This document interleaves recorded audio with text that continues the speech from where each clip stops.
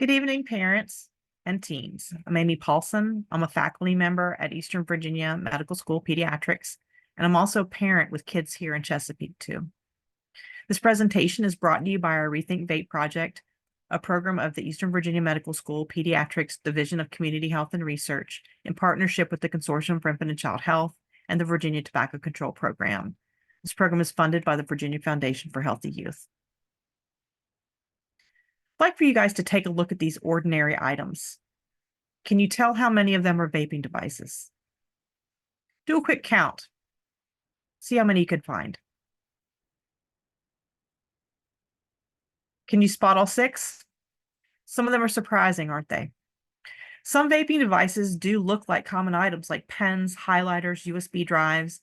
They can even be part of things like watches or hoodies. These devices and flavors are constantly changing. Some of the ones in this picture, for instance, have lost popularity or have been banned by the FDA. But new devices and flavors continue to become available all the time. It's important to know that vaping is not harmless water vapor. Many vapes contain nicotine, even if they are labeled as nicotine-free. The liquid in vapes is heated to high temperatures. We're talking over 300 to 400 degrees Fahrenheit to create an aerosol that's inhaled. Those aerosols contain substances such as nicotine, cannabis, THC that can cause addiction. Chemicals such as diacetyl is a common one that you might see in flavoring. Formaldehyde you might be familiar with, and many others that can cause acute or chronic lung irritation and injury. The aerosols also contain heavy metals, including fragments of nickel, lead, tin, and others, which come off of the device coils due to the high heat, and they can also cause lung damage. Exposure to nicotine before the age of 25 primes the developing brain for lifelong addiction, as well as permanently impacting learning, attention, and memory. Vaping can harm also more than just the individual who is actually vaping. Poisoning and choking incidences in younger siblings and pets can occur if they find a vaping device or come into contact with the liquids or aerosol. Can also be exposed to vaping through second and third hand exposure. So secondhand is when the exhaled aerosol droplets are in the air and somebody else breathes them in or come into contact with them. Or third hand exposure, this is when the aerosol droplets land on surfaces. That type of vaping exposure is unsafe for children, non-users, people with reduced lung function, and anyone who's pregnant. Because vaping compromises lung function, vaping can cause additional complications also for somebody undergoing surgery or anesthesia. There's an increasing access to cannabis products in our community.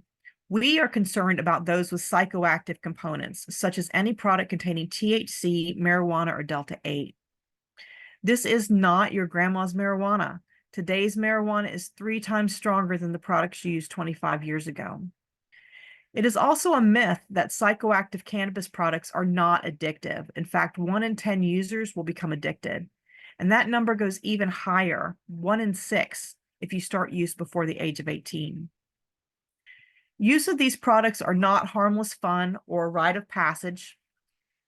You can have serious and sometimes lasting impacts on the brain function, memory, concentration, attention, related to short-term impacts even from anywhere from a day to even weeks, which can impact learning.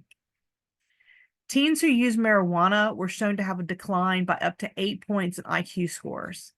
And importantly, for teens poised to move to adulthood, use also has a significant impact on school attendance, performance, and academic outcomes. Studies have shown that compared with students who never used marijuana, those who were daily users before age 17 had clear reduction in rates of high school graduation and also a reduced chance of achieving a college degree. While some people think that use of marijuana decreases anxiety, the opposite is often true. It makes anxiety worse, it can make other mental health issues worse, and it is associated with the risk of development of panic disorder, depression, schizophrenia, and psychosis in teens. Recent studies found that teens who use cannabis recreationally are 2 to 4 times as likely to develop psychiatric disorders such as depression and suicidality than teens who don't use cannabis at all. It's important to know that while teens are approaching adulthood, that they do react differently to cannabis and nicotine products than older adults do because their brains are still developing. It is also important to know any teen might use these products. That includes high-achieving students and athletes. Sometimes we see signs that are associated with using these products, which might easily be confused for signs of things like stress or other mental health issues or even illness. And that's why it's important to talk together about this, and for parents, teens, to consider the following tips. Be on the lookout for sweet, fruity, or menthol smells on clothing and in rooms. Keep an eye on school supplies. Ask questions if you see something like a technological accessory, such as a charger or batteries or other accessories that you don't recognize, or vials or droppers that are in your teen's bags or room, or even in their car. Is your teen spending more money than usual or making unexplained purchases? Unfortunately, although it's illegal, there are gas stations and other retail outlets that will sometimes sell to minors. Many teens also purchase these items through peers. And are you seeing any changes in behavior, such as more frequent mood swings, irritability, impulsivity, changes to school attendance or grades? And any health issue, although it can be confusing when we're in the middle of things like flu season, but it's important to know that use of these products can be associated with things like sore throat, headaches, nausea. In fact, high THC use can be associated with a condition called cyclical vomiting syndrome. It can also be really hard for parents and teens to talk about this. So before you talk, get the facts. Spend some time looking over resources such as the ones provided from Rethink Vape or Live Free Virginia, other resources. Make sure you understand what is and is not risky. And remember, the bottom line here is that this is not harmless water vapor. Take a moment to put yourselves in each other's shoes. Parents, remember that yelling, getting upset, and having a conversation while you're upset with your teen may not be effective or productive in moving through this with your teen. Teens, remember that your parents care for you and are concerned for your well-being. Try to stay calm and open to discussion. Make sure to pick a time and place that lends well to having a productive conversation. And this may mean that you need to wait and schedule a time when everybody has time to talk and is calm. Practice what you want to say ahead of time. Sometimes emotions run high and it's hard to communicate well if you think you may get upset. If you found this information helpful or interesting, we do have an opportunity for participation in a survey with our program. We're interested in what parents, teens, and educators think about vaping and think about some new resources to help teens stop vaping.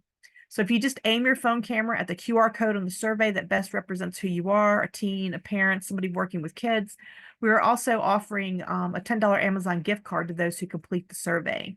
Just go ahead and click on that QR link and it'll take you right to the survey. I hope you found some of the information shared here tonight to be helpful in better understanding vaping.